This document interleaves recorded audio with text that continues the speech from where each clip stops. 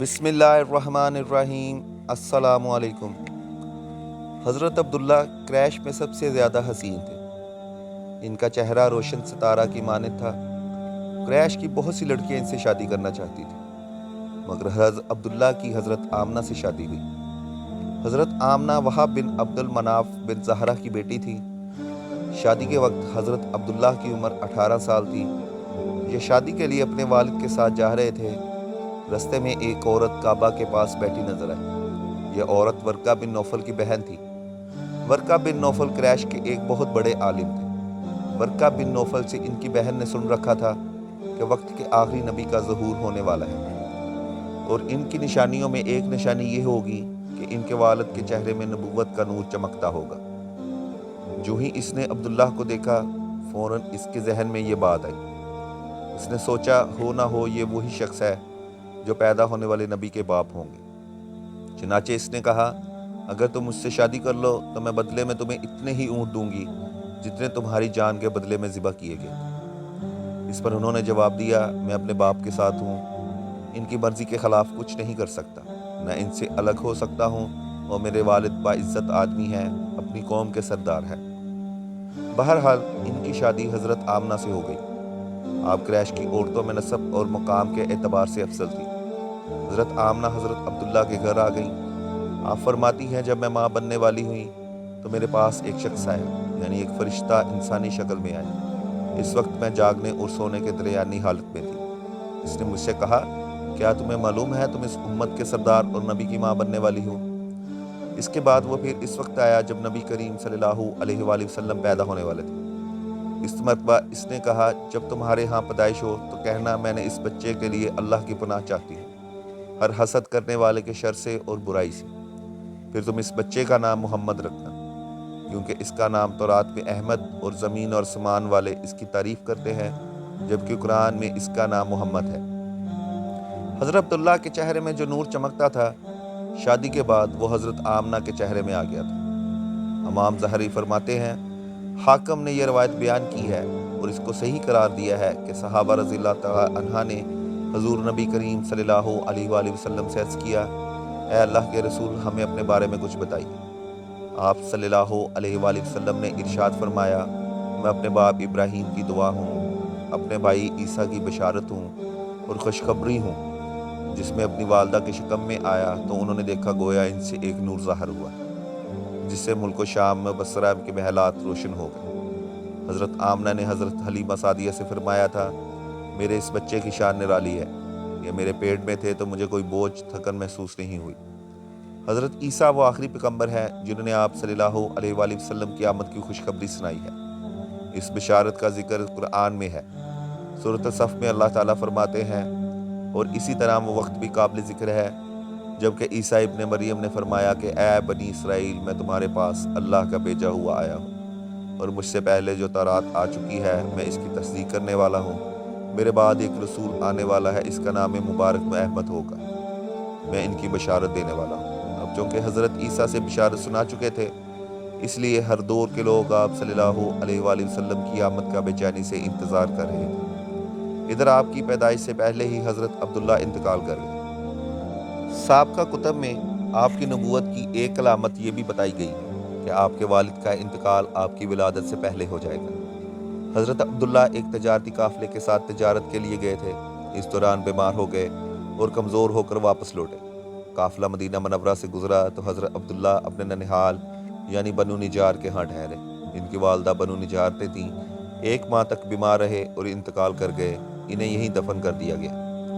तजारती काफ़िला जब हज़रत अब्दुल्ला के बगैर मक्का मुकरमा पहुँचा और अब्दुल मुत्तलिब को पता चला कि इसके बेटे अब्दुल्ला बीमार हो गए हैं और मदीना मनव्वरा में अपने निहाल में हैं, तो इन्हें लेने के लिए अब्दुल मुत्तलिब ने अपने बेटे ज़ुबैर को भेजा। जब ये वहाँ पहुँचे तो अब्दुल्ला का इंतकाल हो चुका था। मतलब ये कि आप सल्लल्लाहु अलैहि वसल्लम इस दुनिया में अपने वालिद की वफ़ात के चंद माह बाद तशरीफ़ लाए। हज़रत इब्ने अब्बास कहते हैं कि नबी करीम सल्लल्लाहु अलैहि वसल्लम इस दुनिया में तशरीफ़ लाए तो आपको अनऔल नाल कटी हुई थी। आप खतना शुदा पैदा हुए।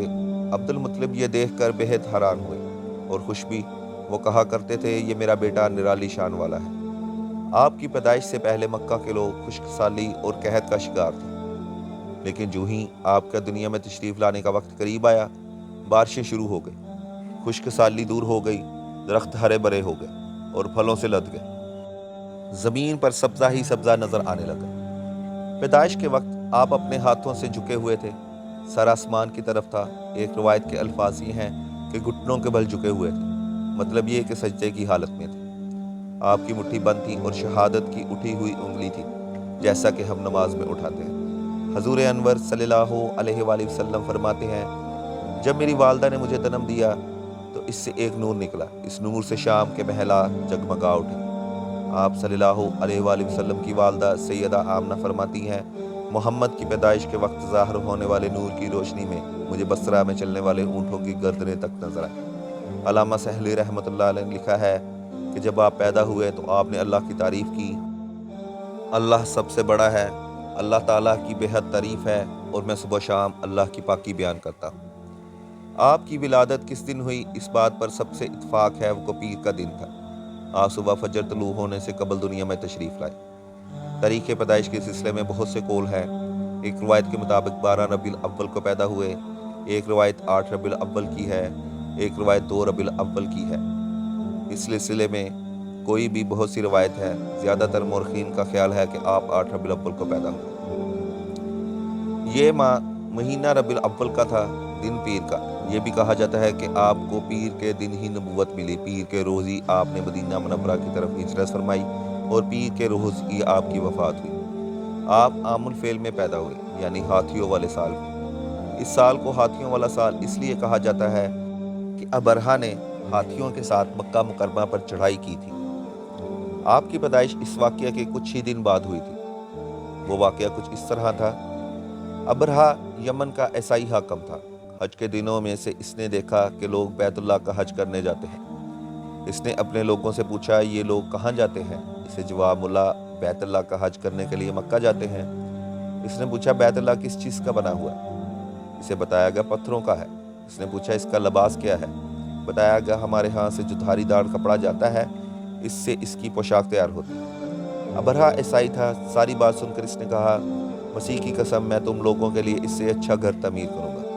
اس طرح اس نے سرخ، سفید، زردہ اور سیاہ پتھروں سے ایک گھر بنوایا، سونے اور چاندی سے اس کو سجایا۔ اس میں کئی دروازے رکھوائے، اس میں سونے کے پترے جڑوائے، ان کے درمیان میں جواہر لگوائے۔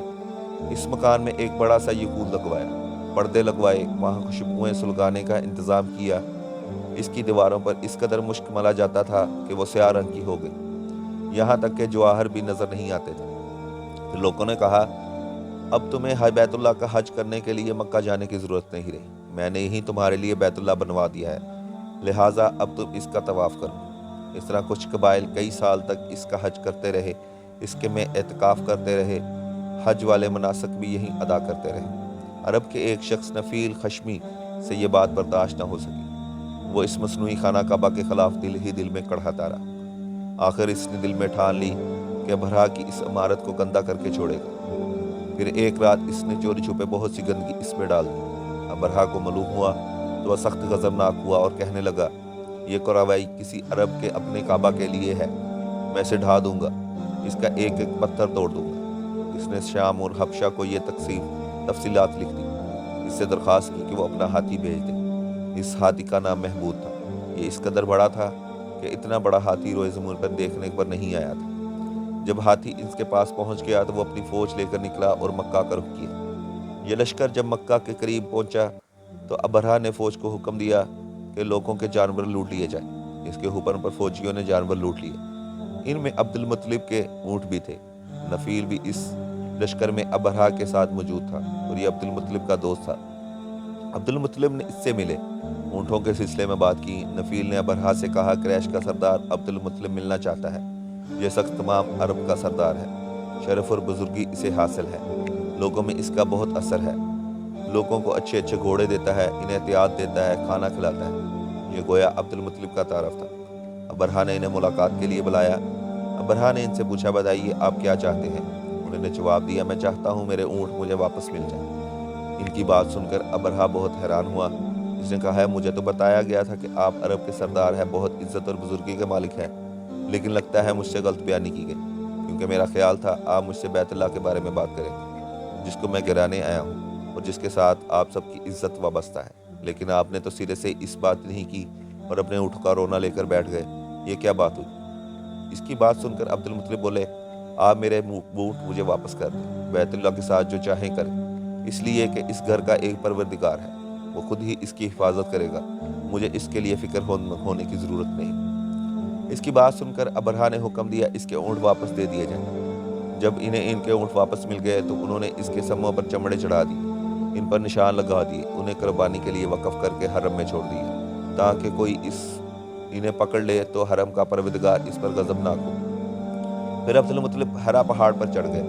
ان کے ساتھ ان کے کچھ دوست تھے، انہوں نے اللہ سے درخواست کی، اے اللہ، انسان اپنے سامان کی حفاظت کرتا ہے، تو اپنے سامان کی حفاظت کر۔ ادھر سے ابرہا اپنے لشکر لے کر آگے بڑھا، وہ خود ہاتھی پر سوار لشکر کے درمیان موجود تھا۔ ایسے میں ان کے ہاتھی نے آگے بڑھنے سے انکار کر دیا، وہ زمین پر بیٹھ گیا۔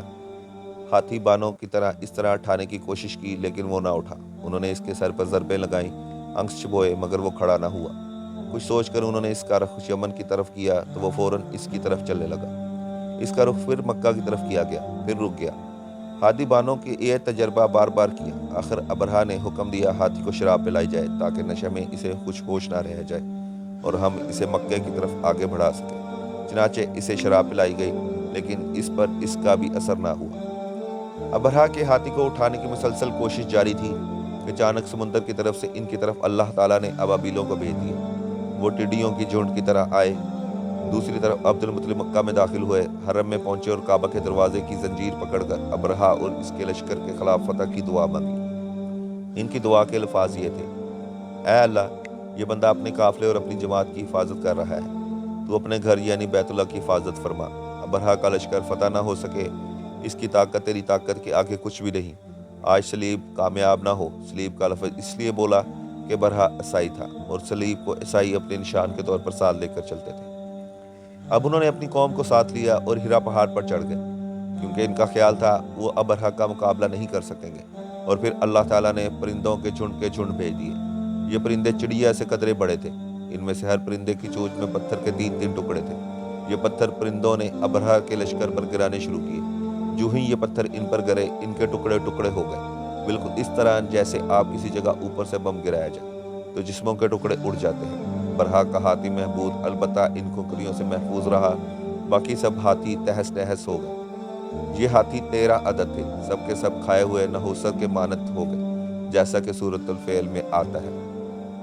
ابرہا اور اس کے کچھ ساتھی تباہی کا یہ منظر دیکھ کر بری طرح بھاگے، لیکن پرندوں نے ان کو بھی نہ چھوڑا۔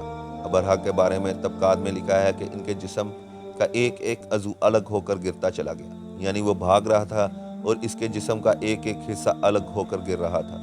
دوسری طرف عبد المطلب اس انتظار میں تھے کہ کب حملہ ہوتا ہے، لیکن حملہ آور جب مکہ میں داخل نہ ہوئے تو حالات معلوم کرنے کے لیے نیچے اترے۔ مکہ سے باہر نکلے تب انہوں نے دیکھا سارا لشکر تباہ ہو چکا ہے، خوب مال غنیمت ان کے ہاتھ لگا، بے شمار سامان آیا، مال میں سونا چاندی بھی بے تحاشا تھا۔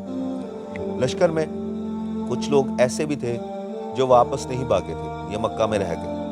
ان میں ابرہا کے ہاتھی کا معاوت بھی تھا جو محمود کو آگے لانے میں ناکام رہا تھا۔ ہمارے نبی حضرت محمد صلی اللہ علیہ وآلہ وسلم اس واقعے کے چند دن بعد پیدا ہوئے۔ آپ جس مکان میں پیدا ہوئے وہ صفا پہاڑی کے قریب تھا۔ حضرت کعب احبار روایت کرتے ہیں کہ میں نے تورات میں پڑھا تھا کہ رسول اللہ صلی اللہ علیہ وآلہ وسلم کی پیدائش مکہ میں ہوگی۔ یہ کعب پہلے یہودی تھا، اس نے تورات پڑھا کرتے تھے۔ دنیا میں آتے ہی حضور اکرم صلی اللہ علیہ وآلہ وسلم روئے۔ حضرت عبد الرحمن بن عوف کی والدہ کہتی ہیں کہ جب حضرت آمنہ کے ہاں ولادت ہوئی تو میں وہاں موجود تھی۔ آپ میرے ہاتھوں میں آئے، یہ غالباً دائیا تھی، ان کا نام شفا تھا۔ فرماتی ہیں جب آپ میرے ہاتھوں میں آئے تو روئے۔ آپ کے دادا عبد المطلب کو آپ کی ولادت کی اطلاع دی گئی تو وہ اس وقت خانہ کعبہ کا طواف کر رہے تھے۔ اطلاع ملنے پر گھر آئے، بچے کو گود میں لیا۔ اس وقت آپ کی والدہ نے ان سے کہا یہ بچہ عجیب ہے، سجدے کی حالت میں پیدا ہوا ہے، یعنی پیدا ہوتے ہی اس نے پہلا سجدہ کیا، پھر سجدے سے سر اٹھا کر انگلی آسمان کی طرف اٹھائی۔ عبد المطلب نے آپ کو دیکھا، اس کے بعد آپ کو کعبہ میں لے آئے، آپ کو گود میں لیے رہا اور طواف کرتے رہے، پھر واپس لا کر حضرت آمنہ کو دیا۔ آپ کو عرب کے دستور کے مطابق ایک برتن سے ڈھانپا گیا، لیکن وہ برتن ٹوٹ کر آپ کے اوپر سے ہٹ گیا۔ اس وقت آپ اپنا انگوٹھا چوستے نظر آئے۔ اس موقع پر شیطان بری طرح چیخا۔ شیطان صرف 4 مرتبہ چیخا۔ پہلی بار اس وقت جب اللہ تعالیٰ نے اسے معلوم ٹھہرایا، دوسری بار اس وقت جب اسے زمین پر اتارا گیا، تیسری بار اس وقت چیخا جب حضرت محمد صلی اللہ علیہ وسلم کی پیدائش ہوئی، چوتھی مرتبہ اس طرح جب نبی کریم صلی اللہ علیہ وسلم پر سورۃ فاتحہ نازل ہوئی۔ اس موقع پر حضرت حسان بن ثابت کہتے ہیں، میں 8 سال کا تھا، جو کچھ دیکھتا اور سنتا تھا اس کو سمجھتا تھا۔ ایک صبح میں نے یثرب یعنی مدینہ منورہ میں ایک یہودی کو دیکھا، وہ ایک اونچے ٹیلے پر چڑھ کر چلا رہا تھا۔ لوگ اس یہودی کے گرد جمع ہو گئے اور بولے، کیا بات ہے، کیوں چیخ رہے ہو؟ یہودی نے جواب دیا، احمد کا ستارہ طلوع ہو گیا ہے اور وہ آج رات پیدا ہو گئے ہیں۔ حضرت حسان بن ثابت بعد میں 60 سال کی عمر میں مسلمان ہوئے۔ 122 سال کی عمر میں انہیں وفات پائی، گویا ایمان کی حالت میں 60 سال زندہ رہے۔ بہت اچھے شاعر تھے، نبی کریم صلی اللہ علیہ وسلم کی اپنے اشعار میں تعریف کرتے ہوئے کہتے تھے اور دشمنوں کی برائی اشعار میں بیان کرتے تھے۔ غزوات کے موقع پر اشعار کے ذریعے مسلمانوں کو جوش دلاتے تھے، اسی بنیاد پر انہیں شاعر رسول کا خطاب ملا تھا۔ حضرت کعب احبار فرماتے ہیں کہ میں نے تورات میں پڑھا ہے کہ اللہ تعالیٰ نے حضرت موسیٰ کو حضرت صلی اللہ علیہ وسلم کی ولادت کے وقت کی خبر دے دی تھی، اور حضرت موسیٰ اپنی قوم بنی اسرائیل کو اس کی اطلاع دے دیے تھے۔ اس سلسلے میں انہوں نے فرمایا، تمہارے نزدیک جو مشہور چمکدار ستارہ ہے، جب وہ حرکت میں آئے گا تو وہی وقت رسول اللہ صلی اللہ علیہ وآلہ وسلم کی پیدائش کا ہوگا۔ یہ خبر بنی اسرائیل کے علماء ایک دوسرے کو بتاتے چلے آئے تھے، اور اس طرح بنی اسرائیل کو حضرت صلی اللہ علیہ وسلم کی ولادت یعنی ان کی علامت معلوم ہوئی۔ حضرت عائشہ سے روایت ہے کہ ایک یہودی عالم مکہ میں رہتا تھا۔ جب وہ رات آئی جس دن آپ حضرت صلی اللہ علیہ وآلہ وسلم پیدا ہوئے، تو وہ قریش کے ایک مجلس میں بیٹھا تھا۔ اس نے کہا، کیا تمہارے ہاں آج کوئی بچہ پیدا ہوا ہے؟ لوگوں نے کہا، ہمیں تو معلوم نہیں۔ اس پر اس یہودی نے کہا، میں جو کچھ کہتا ہوں اسے اچھی طرح سن لو۔ آج اس امت کا آخری نبی پیدا ہوگا، اور قریش کے لوگوں وہ تم میں سے ہے، یعنی وہ قریشی ہے۔ اس کے کاندھے کے پاس ایک علامت ہے، اس میں سے بہت سے بال ہیں، یعنی گھنے بال ہیں، اور یہ نبوت کا نشان ہے، نبوت کی دلیل ہے۔ اس بچے کی ایک علامت یہ ہے کہ وہ 2 رات تک دودھ نہیں پیے گا۔ اس باتوں کا ذکر ان کی نبوت کی علامات کے طور پر پرانی کتابوں میں موجود ہے۔ علامہ ابن حجر نے لکھا ہے کہ یہ بات درست ہے، آپ نے 2 دن تک دودھ نہیں پیا تھا۔ یہودی عالم نے جب یہ باتیں بتائیں تو لوگ وہاں سے اٹھ گئے۔ انہیں یہودی کی باتیں سن کر بہت حیرت ہوئی تھی۔ جب وہ لوگ اپنے اپنے گھروں میں پہنچے تو ان میں سے ہر ایک نے اس کی باتیں اپنے گھر کے افراد کو بتائیں۔ عورتوں کو چونکہ حضرت آمنہ کے ہاں بیٹا پیدا ہونے کی خبر ہو چکی تھی، اس لیے انہوں نے اپنے مردوں کو بتلایا، ذرا چل کر مجھے وہ بچہ دکھاؤ۔ لوگ اس کے ساتھ لیے حضرت آمنہ کے گھر کے باہر آئے، ان سے بچہ دکھانے کی درخواست کی۔ آپ نے بچوں کو کپڑے سے نکال کر انہیں دے دیا۔ لوگوں نے ان کے کاندھے پر سے کپڑا ہٹایا۔ یہودی کی نظر جو ہوئی مہر نبوت پر پڑی، وہ فوراً بے ہوش ہو کر گر گیا۔ اسے ہوش آیا تو لوگوں نے اس سے پوچھا، تمہیں کیا ہو گیا تھا؟ جواب میں اس نے کہا، میں اس غم سے بے ہوش ہوا تھا کہ میری قوم میں سے نبوت ختم ہو گئی، اور اے قریشیو، اللہ کی قسم یہ بچہ تم پر زبردست غلبہ حاصل کرے گا اور اس کی شہرت مشرق سے مغرب تک پھیل جائے گی۔ ملک شام کے ایک یہودی ایس مکہ سے کچھ فاصلے پر رہتا تھا۔ وہ جب بھی کسی کام سے مکہ آتا، وہاں کے لوگوں سے ملتا اور ان سے کہتا، بہت قریب کے زمانے میں تمہارے درمیان ایک بچہ پیدا ہوگا، سارا عرب اس کے راستے پہ چلے گا، اس کے سامنے ذلیل اور پشت ہو جائے گا، وہ عجم اور اس کے شہروں کا بھی مالک ہو جائے گا۔ یہی اس کا زمانہ ہوگا، جو اس کی نبوت کے زمانے کو پائے گا اور اس کی پیروی کرے گا، وہ اپنے مقصد میں کامیاب ہوگا۔ جس خیر اور بلائی کی امید وہ کرتا ہے، وہ اس کو حاصل ہوگی، اور جو شخص اس کی نبوت کا زمانہ پائے گا مگر اس کی مخالفت کرے گا، وہ اپنے مقصد اور آرزوؤں میں ناکام رہے گا۔ مکہ معظمہ میں جو بھی بچہ پیدا ہوتا، وہ یہودی اس بچے کے بارے میں تحقیق کرتا اور کہتا، ابھی وہ بچہ پیدا نہیں ہوا۔ آخر جب نبی کریم صلی اللہ علیہ وآلہ وسلم اس دنیا میں تشریف لائے تو عبد المطلب اپنے گھر سے نکل کر اس یہودی کے پاس پہنچے۔ اس کی عبادت گاہ کے دروازے پر پہنچ کر انہوں نے آواز دی۔ ایس نے پوچھا، کون ہے؟ انہوں نے اپنا نام بتایا، پھر ان سے پوچھا، تم اس بچے کے بارے میں کیا کہتے ہو؟ اس نے انہیں دیکھا، پھر بولا، ہاں، تم ہی اس کے باپ ہو سکتے ہو، بے شک وہ بچہ پیدا ہو گیا ہے جس کے بارے میں میں نے تم لوگوں سے کہا کرتا تھا، وہ ستارہ آج طلوع ہو گیا ہے، جو اس بچے کی پیدائش کی علامت ہے، اور اس کی علامت یہ ہے کہ اس وقت اس بچے کو درد ہو رہا ہے، یہ تکلیف اسے 3 دن تک رہے گی، اس کے بعد یہ ٹھیک ہو جائے گی۔ راہب نے جو یہ کہا تھا کہ بچہ 3 دن تک تکلیف میں رہے گا، تو اس کی تفصیل یہ ہے کہ آپ نے 3 دن تک دودھ نہیں پیا، اور یہودی نے جو اس کہا تھا کہ ہاں آپ ہی اس کے باپ ہو سکتے ہیں، اس سے مراد تھی کہ عربوں میں دادا کو بھی باپ کہا جاتا ہے، اور نبی کریم نے ایک بار خود فرمایا تھا میں عبد المطلب کا بیٹا ہوں۔ یہودی نے عبد المطلب سے یہ بھی کہا تھا اس بارے میں اپنی زبان بند رکھیں، یعنی کسی کو کچھ نہ بتائیں ورنہ لوگ اس بچے سے زبردست حسد کریں گے، اتنا حسد کریں گے کہ آج تک کسی نے نہیں کیا، اور اس کی اس قدر سخت مخالفت ہوگی کہ دنیا میں کسی اور کی اتنی مخالفت نہیں ہوئی۔ پوتے کے متعلق یہ باتیں سن کر عبد المطلب نے ایس سے پوچھا اس بچے کی عمر کتنی ہوگی؟ یہودی نے اس سوال کے جواب میں کہا اگر اس بچے کی عمر طبی ہوئی تو بھی 70 سال تک نہیں ہوگی، بلکہ اس سے پہلے ہی 61 یا 63 سال کی عمر میں وفات ہو جائے گی، اور اس کی امت کی اوسطاً عمر بھی اتنی ہوا کرے گی۔ اس کی پیدائش کے وقت دنیا کے بت ٹوٹ کر گر جائیں گے۔ یہ ساری علامات اس یہودی نے گزشتہ انبیاء کے پیش گوئیوں سے معلوم کی تھی، اور سب کچھ بالکل سچ ثابت ہو رہا تھا۔ قریش کے کچھ لوگ عمرو بن نفیل اور عبداللہ بن حجیش وغیرہ ایک بت کے پاس جایا کرتے تھے۔ یہ اس رات بھی اس کے پاس گئے جس رات آپ صلی اللہ علیہ وآلہ وسلم کی پیدائش ہوئی۔ انہوں نے دیکھا وہ بت اوندے منہ گرا پڑا ہے۔ ان لوگوں کو یہ بات بری لگی، انہوں نے اس کو اٹھایا سیدھا کر دیا، مگر وہ پھر بھی گر گیا۔ انہوں نے پھر اس کو سیدھا کیا، وہ پھر الٹا ہو گیا۔ ان لوگوں کو بہت حیرت ہوئی، یہ بات بہت عجیب تھی۔ تب اس بت سے آواز آئی، یہ ایک ایسے بچے کی پیدائش کی خبر ہے جس کے نور سے مشرق اور مغرب میں زمین کے تمام گوشے منور ہوں گے۔ بت سے نکلنے والی آواز نے انہیں بہت زیادہ حیرت میں ڈال دی۔ اس کے علاوہ ایک واقعہ یہ پیش آیا کہ ایران کے شہنشاہ کسریٰ نوشیرہ کا محل ہلنے لگا اور اس میں شگاف پڑ گئے۔ نوشیروان کا یہ محل نہایت مضبوط تھا، بڑے بڑے پتھروں اور چونے سے تعمیر کیا گیا تھا۔ اس وقت سے پوری سلطنت میں دہشت پھیل گئی، شگاف پڑنے سے خوفناک آواز بھی نکلی تھی۔ محل کے 14 کنگڑے ٹوٹ کر نیچے آ گرے تھے۔ آپ کی پیدائش کا یہ واقعہ پیش آیا کہ فارس کے تمام آتش کدوں کی وہ آگ بجھ گئی جس کی وہ لوگ پوجا کرتے تھے، اس کو بجھنے نہیں دیتے تھے، لیکن اس رات میں ایک ہی وقت میں تمام کے تمام آتش کدوں کی آگ آنن فانن بجھ گئی۔ آگ کے پوجنے والوں نے رونا پیٹنا مچ گیا۔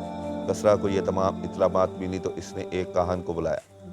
اس نے اپنے محل میں شگاف پڑنے اور آتش کدوں کی آگ بجھنے کے واقعات اسے سنا کر پوچھا آخر ایسا کیوں ہو رہا ہے؟